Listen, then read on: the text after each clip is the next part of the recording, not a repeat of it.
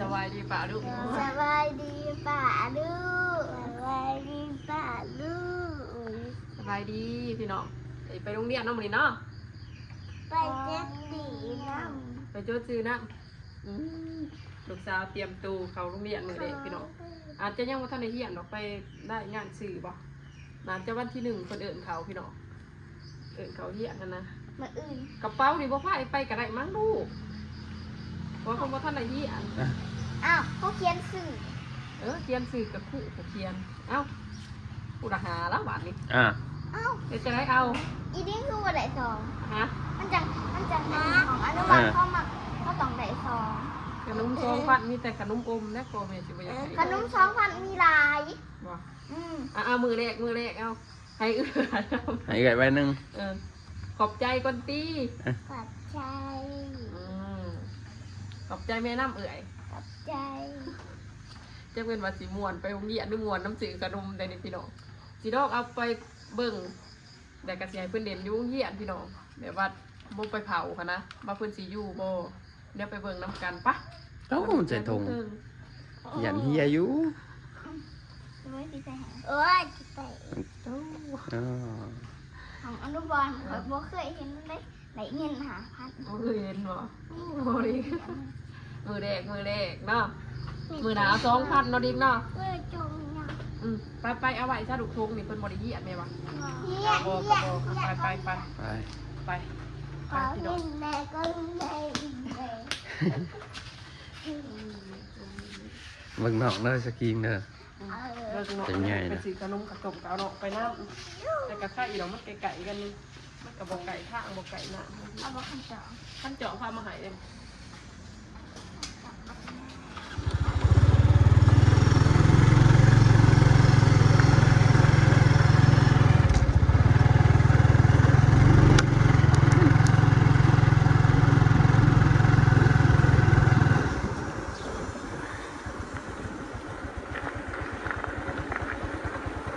เอ็นนักเรียนไปแล้วบ่ล่ะ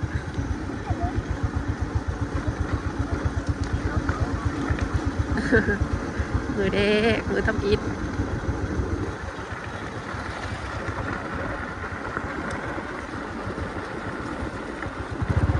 แต่บางผู้ว่านี่ก็มาดิอันนั้นมาขอให้งานร่วมพี่น้องทำความสะอาดทุกเรียนผู้ปกครองค่ะเนี่ยเรียกว่าผู้เป็นแม่เนาะเป็นแม่เป็นพ่อมาทางป่าขอให้งานร่วมผู้ว่านี่มีน้ำเค็มมาก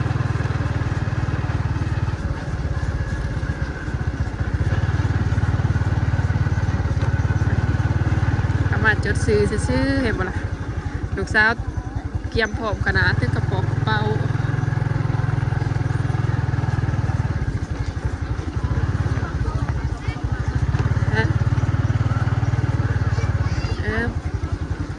บ่ได้เอามาเพราะว่าเขาบ่ได้เหี้ยนเด้แต่ก็บ่เป็นหยังถือมากก็ได้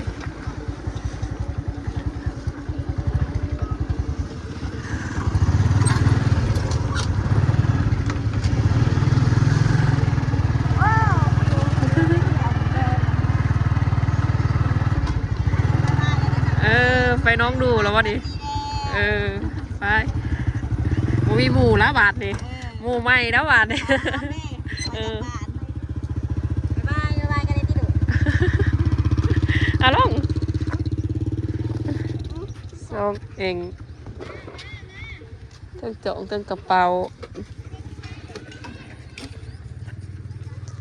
โรงเรียนปฐมพี่น้องหวานก็มาทางหยาลูกหยาน้อยหนึ่งว่าอยู่ห้องเฮียนนี่สิมีแต่อนุบาลแล้วก็ป .1 ป .2 หอดป .3 เนาะพี่น้องแต่จริงๆเพิ่นก็เปิด2ของป .2 ป .3 นี่เฮียนนำกันแล้วก็อนุบาลของเมืองพี่อนุบาล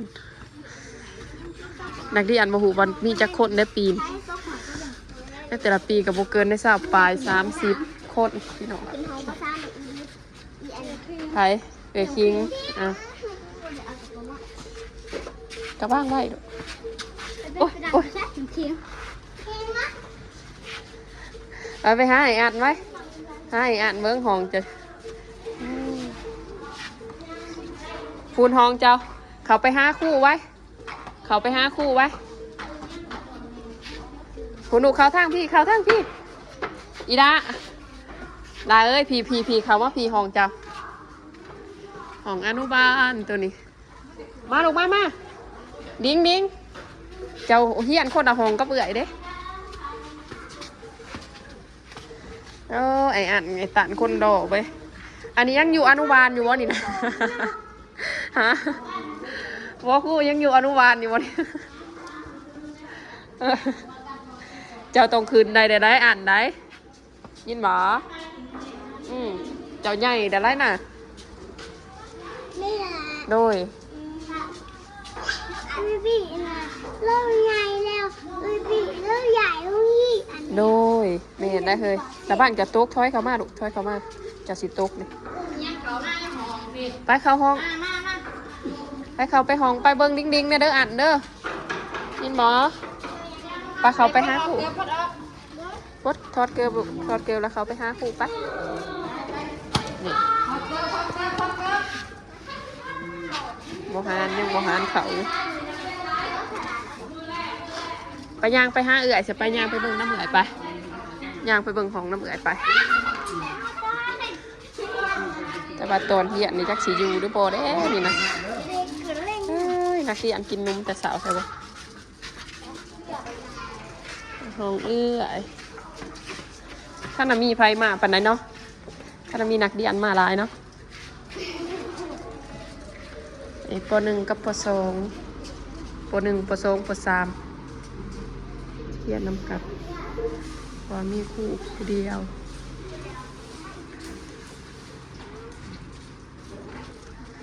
โรงเรียนนี่สิมีครู2 คนพี่น้องมีครูอนุบาลแล้วก็ครูผู้หญิงเพิ่นสอนอนุบาลเนาะกับครูผู้ชายเพิ่นสอนนักเรียน3 ห้อง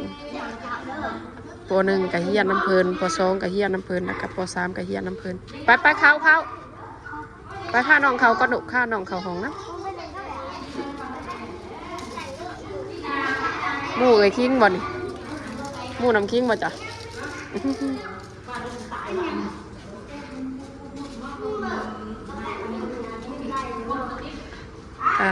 อนุบาลเนี่ยจะเฮียนเป็นนางศาสตร์เอาพี่น้องจะบ่มีโต๊ะมีตังนางเป็นศาสตร์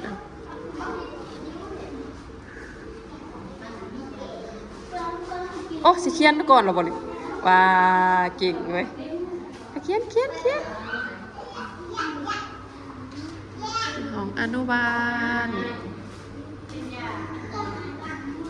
อีอันนะรอกูหมู่อะไรนี่แม่นบ่จะรอกูหมู่นะรอแล้ว รอบ่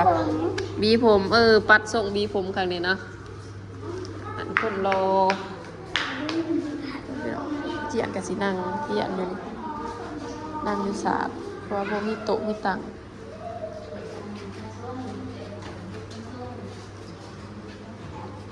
พี่นาก็เป็นป .4 เพิ่นก็สิได้ไปโรงเรียนใหม่จังสิได้ย้ายโรงเรียนปีนี้เรียนอยู่กับบ้านก่อนเพราะว่าพอได้พากเอื้อยปีแดกนะพี่น้องพากน้องนิ่งปีแดกก็อยากให้เพิ่นบ่ทันอยากให้เพิ่นไปบ้านอื่นอยากให้เพิ่นคุ้นชินกับโรงเรียนเนี่ยเพราะว่ามันก็นี่โรงเรียนอื่นน่ะมันไกลทางพี่น้องแม่งกินก็ได้บ่ทันอยากเอาไปไกลทางใหญ่นะบ่มีอีกนี่เด้อบายอยู่กับบ้านเฮาเองสิประมาณนี้เด้นักเรียนบ่หลายนักเรียนบ่หลายโรงเรียน20ปลายคนเวลาบางปีบางอย่างนี่มีนักเรียนจักคนรวมเบิดผู้อยู่บ่สาวถามก็คืนสับก็ใช่นะคนติดเกลืออยู่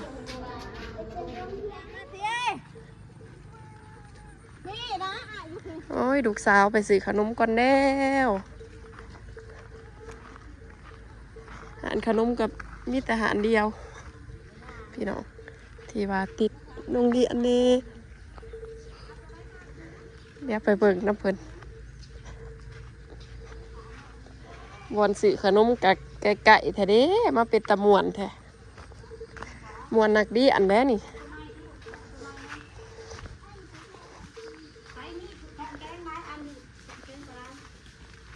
มาเรียกขนมก่อนแล้ว อยู่ไว้นะปีนี้เนาะ จังว่าจะมาโลกเอามาผากปีเด็กนี่ เนาะเบิ่งเดี๋ยวเราเพิ่นอ่ะ ใส่สื่อนุ่มอีหยังเนี่ยระวังมันติดคออะไรหรือว่าจะสิเอาอีหยังขนมนี่อันนี้ฮะ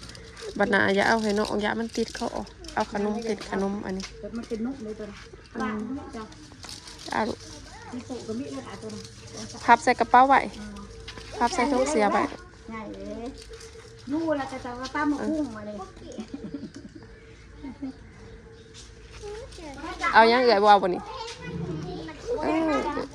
เดี๋ยวบ่ทันอยาก จ้าเขาก่อนอันสองอัน ขนมหนักดีอันกับพิตาเนี่ยปิดตะเสบ โอ้ยงะเด้เดี๋ยวกับผมหมด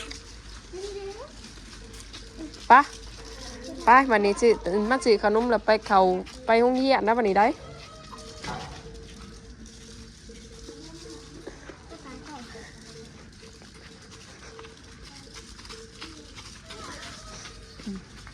ถ้าอีดอกน้องดิ้งๆเพื่อจะเป็นคนแบบว่า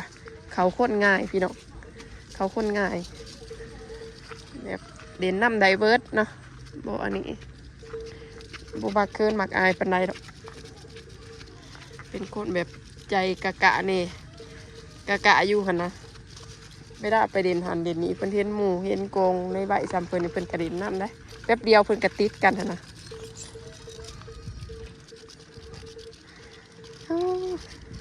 เมาขนมหรอบ่นี่เด้เวลาดูคันสีขามมุนทางเนี่ยดูแนมรถในเด้อนี่เด้อนี่เด้ออย่าโดดมานี่แนมเบือกนี่น้ำไปบ่มีรถแต่ย่างบัดนี่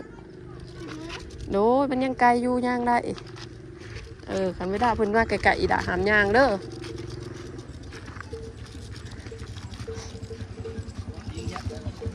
เฮียนนี่ได้พอป.3ยังอยู่ป.3อยู่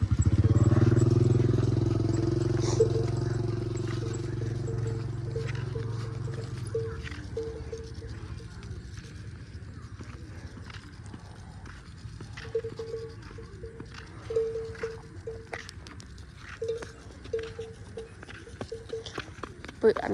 ย่ำพลเดินลงเฮียนกับโบเป็นตาอยู่ตาหยางหรอก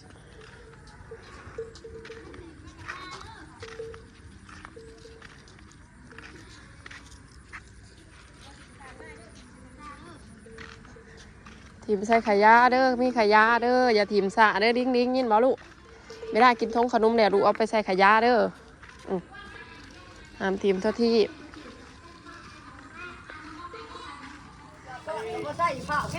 กินนี้สวัสดีขอไทย ก่อนแล้วเดี๋ยวจะโดนเมียเมื่ออีได้อยู่เพื่อนกับผู้เด้ออยู่กับผู้อยู่กับเปื่อยเด้อ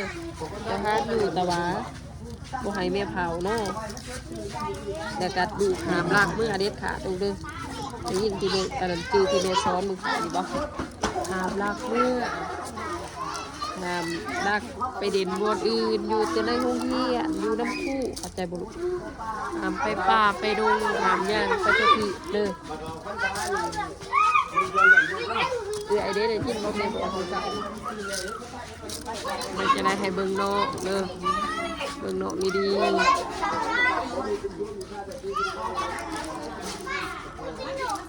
เพราะว่าเจ้าเป็นเอื้อยจะต้องเบิ่งนอกอยู่เด้นอกเลยเด้นอกยังนอกอยู่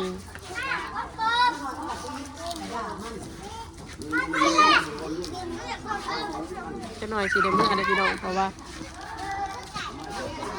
จะหน่อยคู่เพื่อกระจุดซื้อค่ะนะจะหน่อยกระสีป้าเพิ่นเล่นเล็กๆน้อยๆแต่กันแต่สีลงมาเอาปลาเด่นน้ำหมูค่ะนะพอได้เพิ่นขุนสิกับวงเหียนไอ้เพิ่นง่ายอยู่ดอกเพิ่นบ่ให้มาเผามายังหรอกเพิ่นติดหมูติดสามารถออกจะเมได้ค่ะนะบ่ถึงกับรับติดเมขนาดนั้นบ่ให้เมมาเผาขนาดนั้นพี่น้อง ข้างบนข้างถึงเห็นแล้วเนี่ย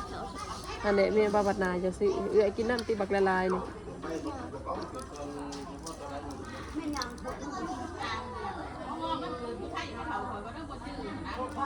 ราะว่าแม่น้ำคิงกันอันนั้นย่างปลาใบอยู่พี่น้องเอ้ยบ่มีไฟเบิ่งยิงปูยิงปลามานั่งเผากันจนโหดเพลนบ่ไรได้ยินบ่ พอบ่อีพอก็ข้าวเหนียว ห้ามให้ห้าเมเด็ดขาดขนมอันนี้ทำปัดนาหันจะซื้อไม่น่าไปซื้อขนมพาน้องไปน้ำกินมาลูกแล้วก็ห้ามให้น้องซื้อขนมอันนี้ค่ะเจ้าคือกันห้ามกินที่มันแบบว่าขนมไทยเนี่ยขนมเละขนมอันนั้นที่มันมีประโยชน์เนี่ยอันนี้ขนมเดียดขนมอันนี้มันบ่เสีย ก็ไม่ท กินน้ำให้กินน้ำทิมขยะดีๆเด้อคู่หายเด้อโดยไปจดซื้อทิมบ่นี่ลูกแม่เมื่อเด้อลูกเด้อจะนอนแม่ต้องมาเอาอีดาเด่นน้ำคู่เด่นน้ำหมูก่อนเด้อยินบ่ถามรักเมื่อไรเดี๋ยวมันพอดไม่ได้แม่มาเอาลูกจังเมื่อลูกเด้อถามเมื่อน้ำแม่เด้อเดี๋ยวแม่มาเอาลูกเองไปเด่นน้ำเอื่อยไปเด่นน้ำเอื่อยไปจะเป็นกินเนี่ยขนมอันนี้พุ่น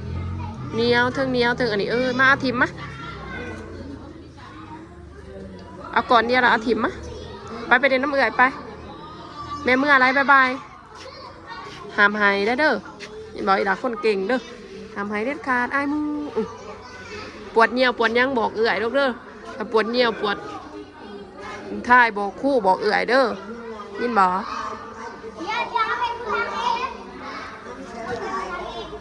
ใส่ได้เอื่อยไปหาเอื่อยไปพุ่นยังไปหาเอื่อยพุ่น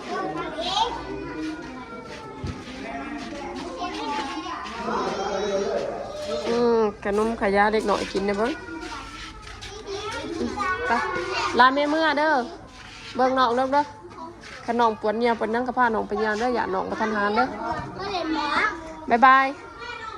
ไปเด่นน้ำมูไป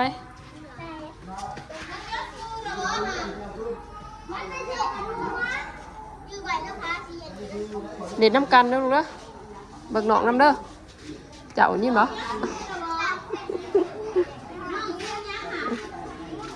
เมื่อก่อนเด้ออ่านเด้อ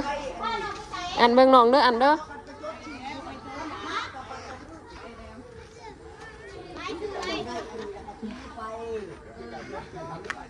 เมื่อก่อนปรับไปเบิ่งหิงปลาพี่น้องเดี๋ยวตอนประมาณ10 โมงแกสิมาเอาเพิ่นให้เพิ่นเด่นประมาณจักชั่วโมงนี่เด้ให้เพิ่นเด่นกับหมูกับหยังก่อนพอได้เพิ่นติดหมูติดทงเกียนเพราะว่ามื้อนี้ก็บ่ได้เฮียนน้องมาได้งานซื่อมาเฮือนน่ะพี่น้องลูกสาวเจ้าอยู่โรงเรียนผู้ใดร้องให้เพิ่นอยู่กับหมู่น้องเบิ่งหักบายแม่อยู่ได้ครูก็ว่าให้อยู่ก่อนเพราะได้เพิ่นขุนกับโรงเรียนขุนกับหมู่เด่นกับหมู่ได้เป็ดน้อยมาเลี้ยงอยู่เด้อพี่น้อง20 โตบ่เคยเป็ดในบ้านเนาะอันนี้เป็ดมันตายแล้ววันเอาใบมันใหญ่ตัวนึงเอาไปเลี้ยงอยู่นะเลี้ยงอยู่ว่ามันจังโมวิหาแล้วก็ถือวัคซีนมันซักมันนับมันคู่ละ30แล้วพี่น้องซื้อน้ำหมูตัวเองมันเจ้าให้ดอกเป็ดบ้านเท่าน้อยเนาะ